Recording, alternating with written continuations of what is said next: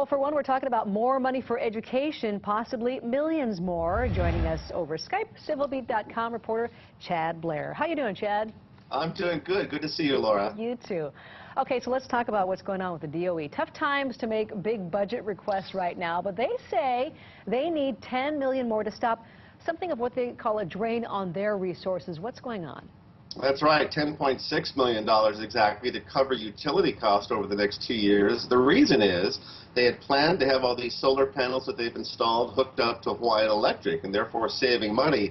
But it hasn't worked out very well. As we've reported, Hawaiian Electric has had a lot of customers unhappy about their solar panels. The grid is not able to handle the capacity. We can tell you that the DOE had actually anticipated that they would save this money, but now they have to go asking the legislature for more. We did talk to Hawaiian Electric. They said they're working with the DOE to come up with a solution. Yeah, the legislature's a little busy right now, too. It's a tough time to be asking for stuff. All right, yes, it is. Huge issue this year, the plethora of sky rises and trying to keep up with the debate of what to do about all of those. The board, though, in charge of all of this, they're kind of sort of crying mercy. Well, they're dealing with some problems on their own. What's going on with the HCDA? Well, yeah, we're talking about the Hawaii Community Development Authority, and Governor Abercrombie has actually 2 vacancies on that board. Pretty important given all the decisions they have to make. I mean, thinking about that 46 residential story tower there on South Street, that's something they have to decide very soon. But the governor can't decide on these other 2 picks. It'll be too late to get them confirmed in this special session that starts today, so it's going to have to wait in January. That's frustrating a lot of residents who feel like their community input is not being listened to. Well, let's move on to one more subject. We touched on this as far as the legislature and lawmakers talking about some of the commissioners and boards. A couple of people standing out, it sounds like, including one being haunted maybe by the fiasco over the super ferry.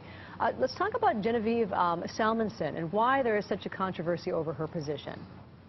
Well, she's been appointed to the Office of Environmental Quality Control, and her appointment confirmation is actually tomorrow before the Senate. The problem, say, environmental groups, and this includes the Sierra Club of Hawaii, she essentially signed off on the Department of Transportation's decision a couple of years back to let the super ferry operate without an environmental review. And as you recall, our Supreme Court said, no, you can't do that.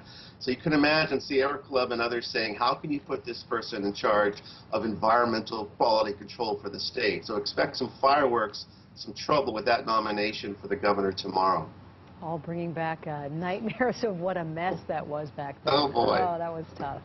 All right, Chad, thanks again for your input. Appreciate it very much.